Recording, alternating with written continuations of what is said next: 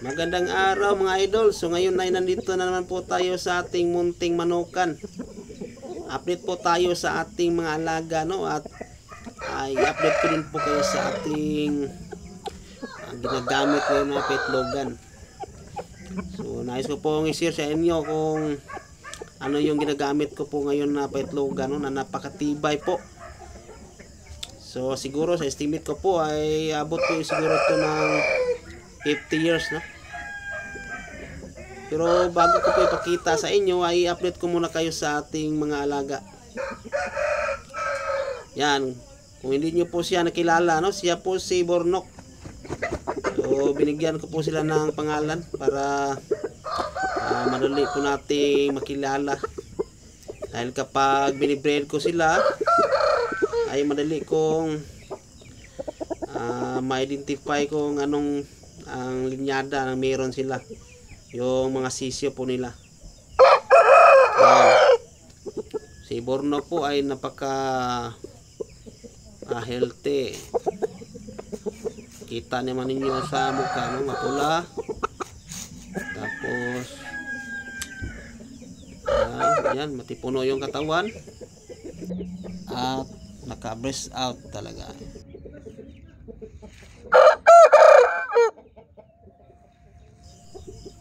Kung napansin nyo po yung mga manok natin, no, sila po ay very healthy.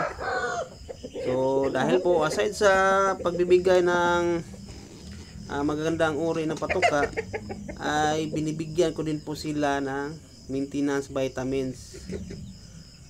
Nakikita na po ninyo yung mga hitsura at yung mga pormahan nila.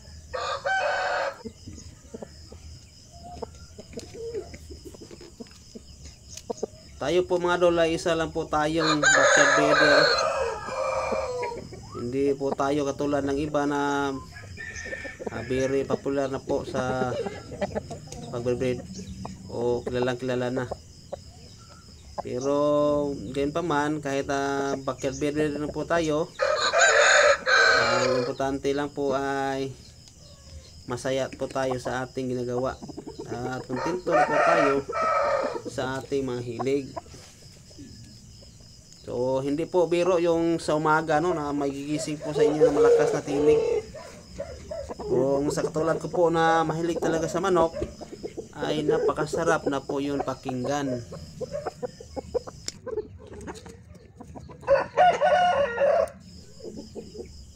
Ato na ning gilansan si Escarolo kay naayo na niya tiil. So naputol talaga yung isang koko niya dahil po sa spar. Yan. At dito naman ay binibreeding na natin ang ating mapasin na kanawayo, no? At ang ating pinaris ay ang ating Japanese Shamu hen.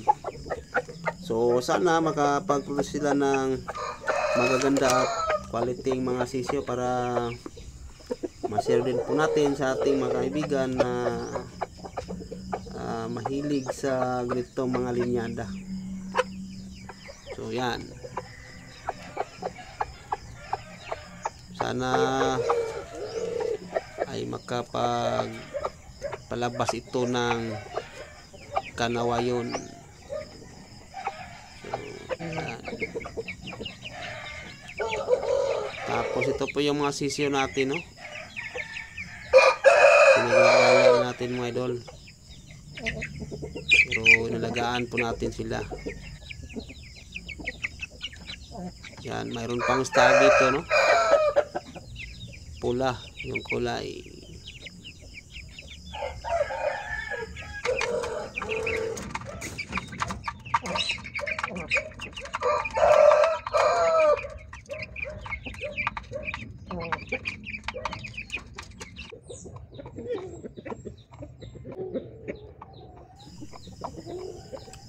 Minsan po ay nagbibigay po ako ng pagkain sa tanghali. At kayo, no, kung may extra budget po kayo, pwede nyo po yung mga manok niyo, pwede nyo pong pakainin nyo sa tanghali. So pwede nyo po pakainin nyo ng 3 beses sa isang araw. Dahil yung mga manok ay magugutom din po sila sa tanghali. So kung nakita nyo po dito, ito po si Rambo. So yung nung video natin, no, yung previous natin na video, manipis po siya noon. So kinuha natin ito at nilagay natin sa kulungan. So para walang makaagaw sa kanyang pagkain. Kung napansin po ninyo, medyo tumaba na po at nadagdagan na po yung timbang niya.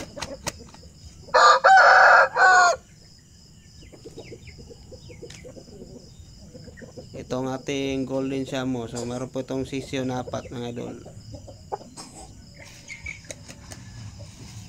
So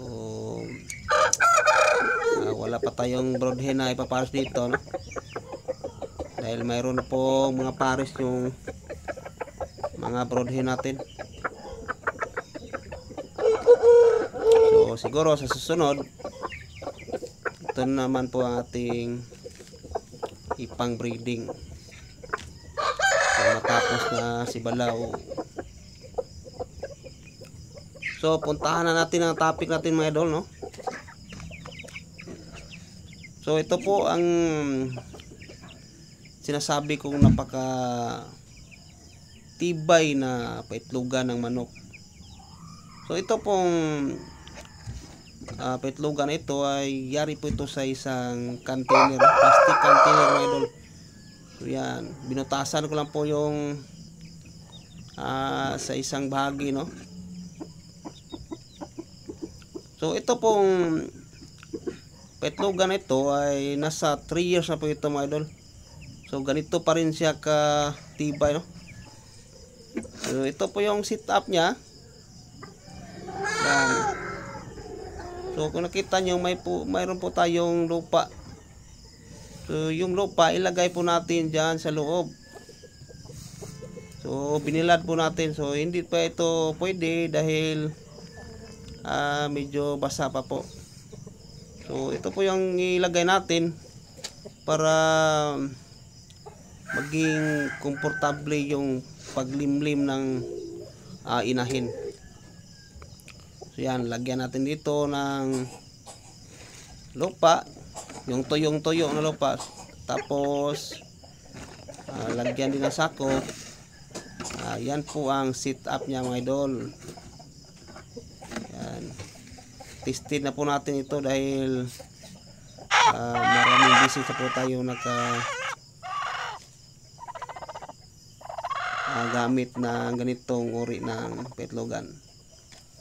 So ipakita din po natin, no? So hindi